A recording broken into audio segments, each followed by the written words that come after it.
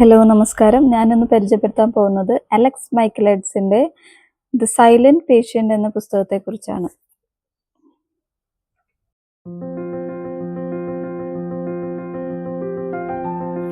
The silent patient ഒരു psychological thriller ജോണറിൽ പെടുന്ന പുസ്തകമാണ്. ഇതിലെ നായികയുടെ പേര് അലീസിയ ബെറൻസൺ. അവരൊരു ഫേമസ് ആയിട്ടുള്ള ആർട്ടിസ്റ്റാണ്. വളരെ റിച്ച്, സക്സസ്ഫുൾ ആയിട്ടുള്ള, പെർഫെക്റ്റ് ആയിട്ടുള്ള ജീവിതം നയിച്ചുകൊണ്ടിരിക്കുന്ന ഒരു വ്യക്തിയാണ്.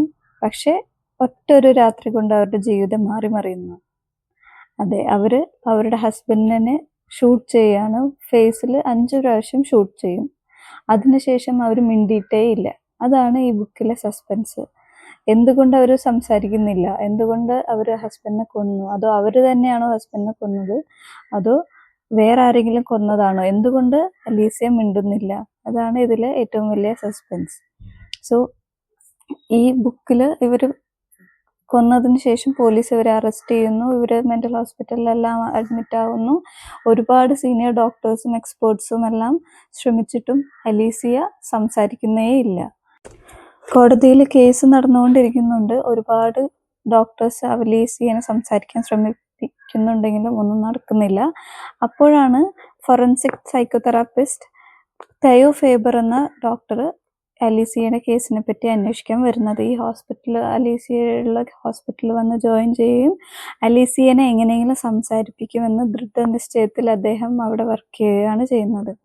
അപ്പോൾ അദ്ദേഹം എങ്ങനെയൊക്കെ ശ്രമിച്ചിട്ടും തുടക്കത്തിൽ അലീസിയ ഒട്ടും റിയാക്ട് ചെയ്യുന്നില്ല. സംസാരിക്കുന്നില്ല എന്ന് മാത്രമല്ല, അദ്ദേഹത്തിൻ്റെ മുഖത്തോട്ട് പോലും നോക്കുന്നില്ല. അങ്ങനെ ഇരിക്കുമ്പോഴാണ് അദ്ദേഹം ഈ കേസ് കൂടുതൽ വായിച്ചു തുടങ്ങുന്നതും കേസ് ഷീറ്റ് എല്ലാം പഠിച്ച് അദ്ദേഹം ഒരു തരം ഒബ്സെഷനിലാവാണ് ഈ കേസിനെ കുറിച്ച്. അലീസിയയുടെ കേസിനെ കുറിച്ച് ഒബ്സെസ്ഡായി അദ്ദേഹം അലീസിയയുടെ എല്ലാ ഡീറ്റെയിൽസും, അതായത് അലീസിയയ്ക്ക് അറിയാവുന്ന എല്ലാ ആൾക്കാരും അദ്ദേഹം പോയി കാണുന്നു, സംസാരിക്കുന്നു. അലീസിയയുടെ കസിൻസിൻ്റെ അടുത്ത്, ഫാമിലി ബാക്ക്ഗ്രൗണ്ട് എല്ലാം ചെക്ക് ചെയ്യുന്നു.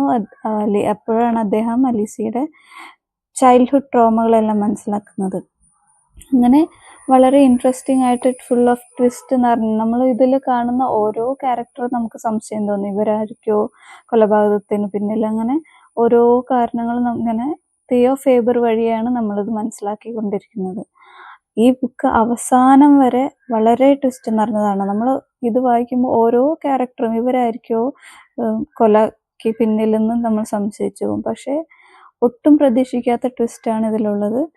കൂടുതലും ഈ കാര്യങ്ങളെല്ലാം അറിയുന്നത് തയോ ഫേബർ ഇതിലെല്ലാം കണ്ടുപിടിക്കുന്നത് അവസാനം അലീസിയയുടെ ഡയറി തയോയ്ക്ക് കൊടുക്കുന്നതിന് ശേഷമാണ്. അങ്ങനെയാണ് അവസാനം ഈ മിസ്റ്ററി കൺവേൽ ആവുന്നത്.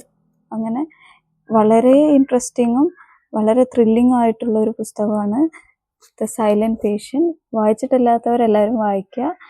വായിച്ചിട്ടുള്ളവർ ഇതിൻ്റെ അഭിപ്രായം കമൻറ്റിൽ രേഖപ്പെടുത്തുക. Thank you.